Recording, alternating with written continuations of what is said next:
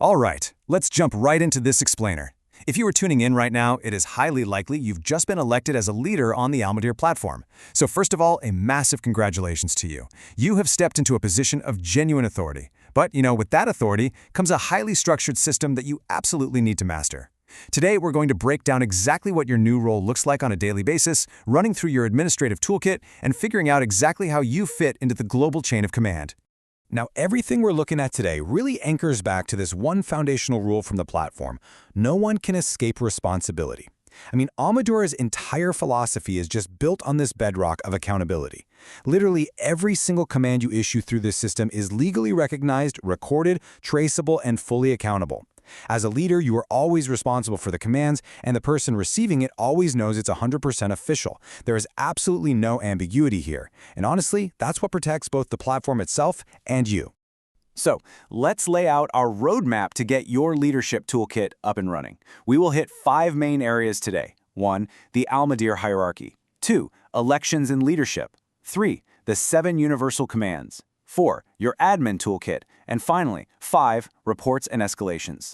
Starting off with Section 1, the Almodear hierarchy, moving from local to global. Because hey, before you can govern your own group, you kind of need to see where you actually sit in the bigger picture of the platform. Think of Almodear as this massive, continuous bottom-up chain of command. It all starts at the local level with your group, and that could be a family, a stored-up team, a huge corporation, or literally even a city. But you definitely don't exist in a vacuum. Every single group sits right under a higher group. It creates this nested hierarchy of accountability that scales all the way up to the ultimate global group. So, as the elected leader, you are the crucial bridge. You are the link connecting your local members directly to the tier right above you. Moving right along to Section 2, Elections and Leadership, your path to power. Let's briefly look at the exact mechanisms that validate your status as a leader. As you know, to even enter the leadership arena and run for an elected position, you had to put up a candidacy fee of exactly $40 or its equivalent in Karam service bonds. And why do they do that? Well, it's not just a simple paywall, it's actually a filter. It ensures that anyone running for leadership is genuinely invested in the immense responsibility they're about to take on. And once you paid that fee, you had to actually win the room, right? On Almodear, every single member holds one vote. And this is wild, that vote is changeable at literally any time. So to earn those votes, candidates build a multimedia presentation. Sure, it relies a lot on text, but you can really supercharge your campaign with an optional video recording, an image, external links, or even supporting documents. You literally had to master these exact tools to convince your group to hand over those changeable votes to you instead of someone else. All right, Section 3, the 7 universal commands. These are your primary instruments, the real meat and potatoes of your operational toolkit. These 7 commands are basically the lifeblood of the platform. You've got your everyday drivers, things like task and information commands, plus democratic decision commands that actually trigger a majority vote. But then you have the heavy hitters: financial, authority, restriction, and emergency commands. And whenever you issue one, you can pack it with multimedia elements, just like your campaign presentation. And remember our whole theme of accountability? Yeah, every single command, response, and note comes with an immutable edit history. The system logs exactly what a command was at every single point it was changed. That means you and your members always have a perfect, undisputed record of what was actually said. Now, what's really fascinating here is how the system hardwires a strict pace into your leadership. You aren't just shouting instructions into the void, the system actually sets a ticking clock. Routine tasks and information commands give people a 72-hour timeline. But look at financial, authority, or restriction commands, those tighten right up to 48 hours. And if you have to drop an emergency command, action is expected within just 1 hour. Meanwhile, a decision command stays open until a true majority votes. So choosing your command type isn't just about what you want done, it's about directly managing the operational tempo of your entire group. Which brings us nicely to Section 4, your admin toolkit, looking at boundaries and powers. The absolutely crucial point here is drawing a hard line between what everyone can do versus the exclusive powers that only you hold.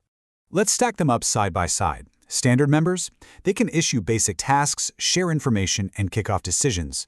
They can respond, report issues, and vote. But the second you step into your domain as a leader, the toolkit just expands dramatically. Only you can issue those heavy-hitting authority, restriction, emergency, and financial commands.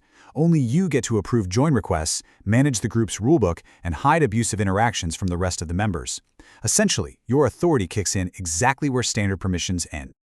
And to juggle all of this, you're going to live inside the admin panel. It is your daily command center. From your main dashboard, you'll be processing incoming commands and escalations to keep things running smoothly.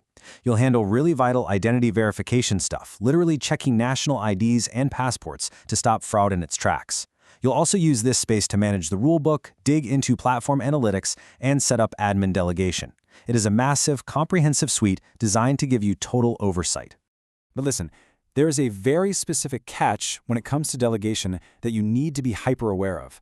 The platform has this built-in safety net called automatic delegation. If you, the primary admin, end up ghosting your responsibilities and stay inactive for 30 days, the platform steps in.